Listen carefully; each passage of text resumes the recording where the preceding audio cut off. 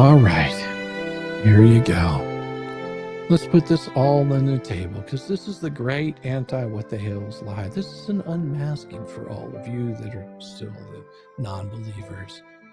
Because once you lay out the pieces, the playbook is obvious. The manipulation is grotesque. And the only real surprise is how long they thought they could keep this charade going.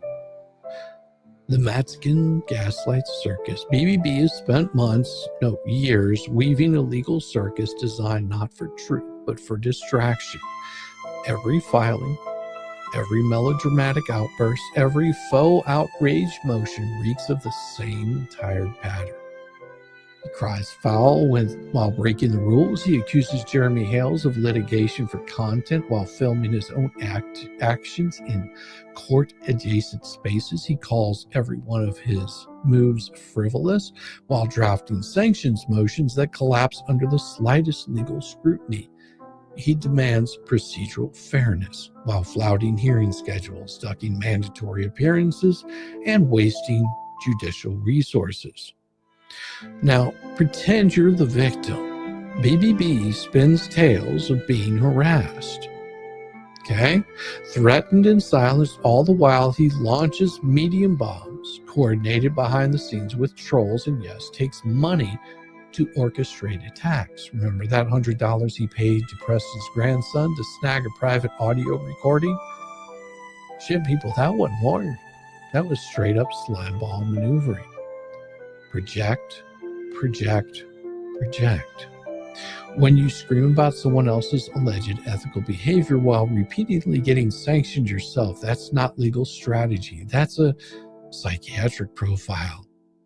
And then, of course, you've got the Shara Wolf swerve, which is how they loved Shara until she flipped. And for months, Wolf was paraded as part of their campaign. Another voice in the anti-what-the-hell's choir. But when she stepped away and handed over evidence, the silence was deafening. And then suddenly, that same crowd that boosted her as credible dismissed her as irrelevant, desperate, or a non-entity. Here's the thing. You don't get to cherry pick the truth. If Wolf was credible when she accused, she's credible when she exposes. And what she exposed was not just the false narrative they spun, but the coordinated media harassment machine behind it. The trespasser and those thumbnail smoke screens. Let's be brutally clear. The trespasser case and thumbnail copyright noise were never about justice. They were about leverage. In both cases, the anti-what-the-hell side wanted to create the appearance of wrongdoing no matter how thin the evidence. Trespass, thin, thumbnails, rights, laughable, but once filed, these cases could be used to say, see, he's under legal attack, as if the mere existence of a filing equals guilt. It's a textbook harassment play. Flood the zone with nonsense, then point to the pile you built and scream fire. Protective order farce. Perhaps no part of this saga reeks of bad faith quite like the coordinated attack on Jeremy Hales' protective order against Lynette. Here's the timeline they don't want you to see. Jeremy sought protection because of clear, sustained harassment and stalking. The court weighed the evidence, agreed. The anti-what-the-hell's crowd, unable to contest it legally, ran to the internet to spin it as forum shopping or abuse of process.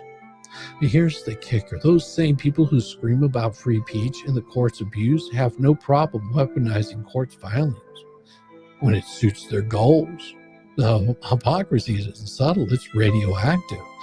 And then, of course, you have the big lie that there's no anti-what-the-hell's ecosystem. Over and over again, they deny the obvious. There's no coordinated group. We're just individuals speaking out.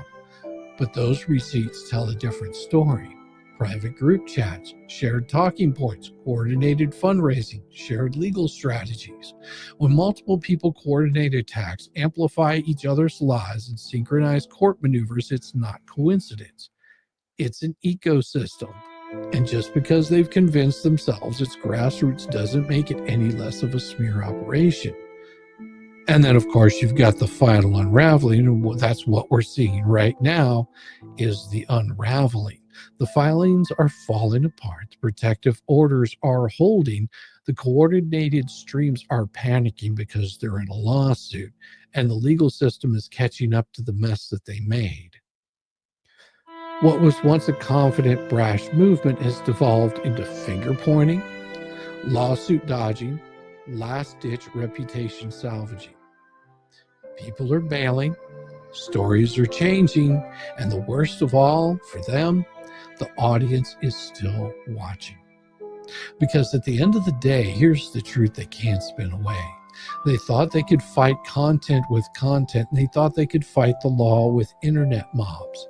They thought they could fight evidence with noise, but now they are facing the consequences they were never prepared for. And in closing, to every one of you anti-what-the-hell followers still clinging to this fantasy, here's your wake-up call. You were played. You were used.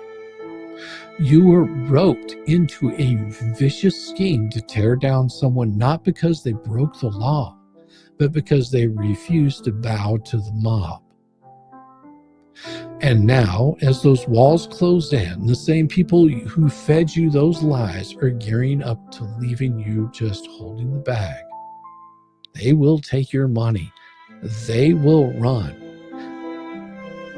Enjoy the fallout from it, because you earned every damn bit of what is coming. Signed, Shizzy Wisna. Just a dumb content creator on a short bus, and I'm watching your collapse. And the popcorn is really, really damn good over here. You should grab yourself some. It is about time. Let's break this mother down. With Shizzy, Wiz, Nut.